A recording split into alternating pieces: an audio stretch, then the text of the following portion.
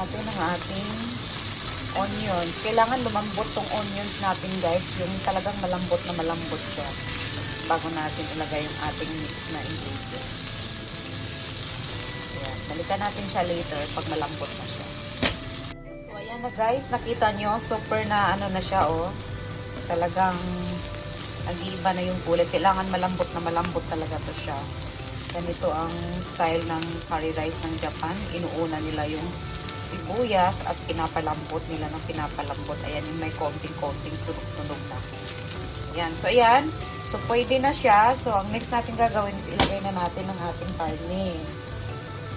Ayan. Let's put the thinly sliced pork. Pwede din naman pork na ano, na malalaki ang hiwa. Kaso lang, maglalagay kasi ako ng tonkatsu mamaya sa toppings. Kaya ang ginamit ko is thinly sliced na karne para madali siyang maluto.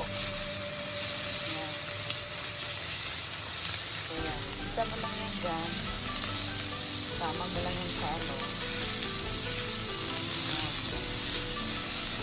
Tapos, ano yun lang natin na magbago yung kulay ng ating karne.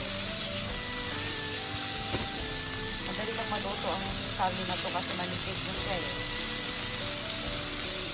Dito kasi sa Japan guys, pag nagbibili ka ng mga karne, eh naka-slice na siya, hindi ka na mahirapang mag-i-slice. Mamimili ka na lang kung anong gusto mong slices. Yung manipis pa, yung pang ano. Kaya ayan, itong slices na to is good for pang shabu-shabu slices siya. Kaya ayan. Yan ang pinilit ko.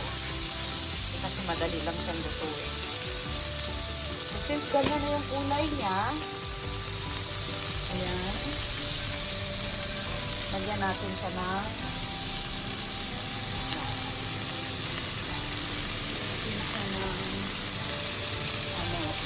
lagyan natin siya ng spicy curry powder. Ito, ilagay natin yung spicy curry powder kasi maglagay tayo ng mga hot spoon para pampakulay at saka 1 spoon pala, pampakulay at saka pang ano niya, spice.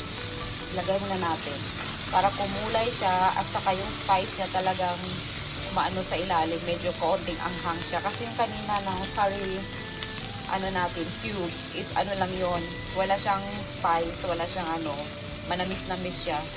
Kaya unahin natin, ilagay natin yung ating S&B spicy curry powder. Pag ganyan niya ang kulay niya guys, ready na natin ilagay ang ating mga gulay, ang ating carrots. Ayan. Sabay-sabay lang natin siyang isahin. Ayan. Tapos yung ating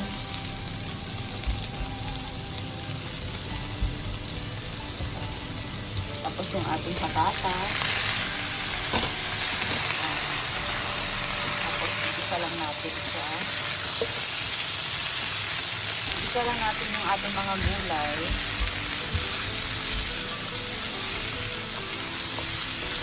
Bago natin siya sabawan. Kita nyo, diba, nagbago yung kulay niya. Kasi pag nilagyan natin ng S&B spicy curry powder, yung kulay talaga ng karne is ano talaga, parang curry talaga yung kulay niya. Ito lang natin yan.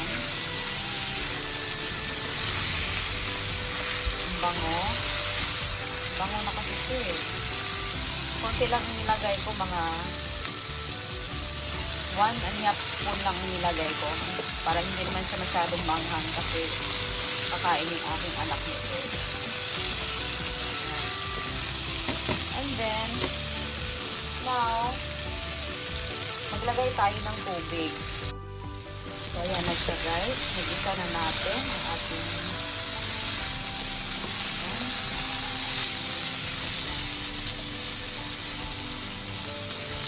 so, ang next step natin gagawin guys is sabawan natin siya ng 1 liter of water. Ayan, sabawan natin siya ng 1 liter of water. Depende sa ano, niluluto niyo kung gaano kadami. Ayan, palalambutin kasi siya natin eh. Palalambutin natin siya ng 35 minutes bago natin ilagay yung the rest na gulay. Kailangan lumambot muna siya. Pakuluin natin siya. Palambutin natin ng 35 minutes. And let's see mamaya kung anong mangyayari. Cover this one and let's wait for 35 minutes. Okay. But guys, lagyan pala natin siya ng laurel. Ayan. Lunod lang natin yung laurel dyan. Cover again. After 35 minutes guys, let's check the curry. Ayan. And look at that. Medyo soft na siya.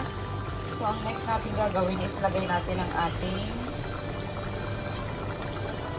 gulay na natira. Ang ating garlic na ano bang tawag nito? Sa ano to eh? Garlic to siya na ano eh. Yung ano ng garlic. Yung katawan ng garlic. Katawan ng garlic. Natin siya ng mga 2 minutes. I-prepare natin ang ating curry cubes. Now, after 2 minutes guys, na nilagay natin yung ating green garlic na gulay. Yung garlic na katawan ng garlic.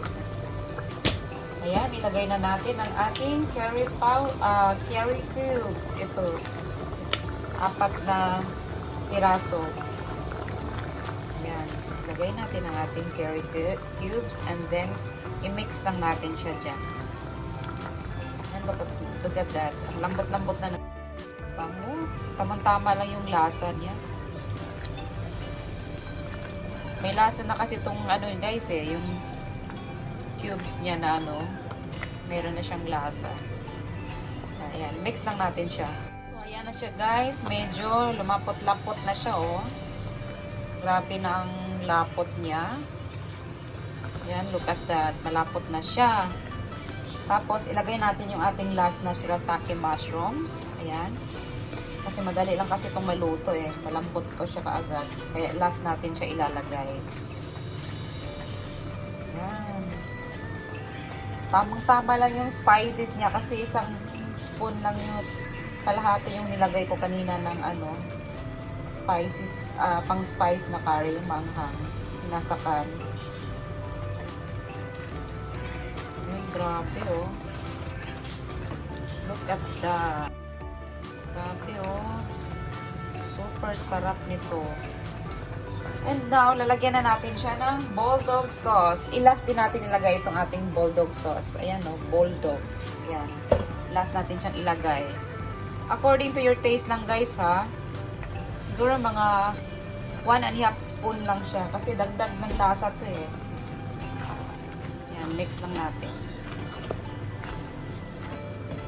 Tapos lutuin lang natin ito ng mga 1½ minute lang. Look at that oh. Tamang-tama lang talaga yung 1 liter na tubig na nilagay ko. Tapos ang lutuan ko is na manipis lang na non-stick. Kaya talagang umaano yung gulay niya, lumalambot din. Oh, grabe oh. Super lambot. Ito yung favorite ng asawa ko at anak ko eh. Super favorite nilang kainin ito. Kaya nagluluto ako nito guys every once a week. Hindi kami nawawala ng curry rice. Every once a week kailangan meron kami. At saka napakaganda lang sa curry rice kasi pag hindi mo naubos, pag tumatagal siya, lalo siyang sumasarap. Kaya kahit ako kahit 2-3 araw ko siyang kainin, hindi ako nauumay eh. Kasi grabe, sobrang sarap kasi eh. So, ayan na siya guys. Tayin lang natin siyang maluto ng 1½ minute. After 1½ minutes guys, and let's check. Ayan. Pwede na natin siyang i-plate. Ayan. Grabe oh, napaka-creamy niya oh. Perfect yung dating, oh. Talagang malambot na malambot. Ayan, look at that. Ang sarap. Ayan, so let's plate na this one, guys.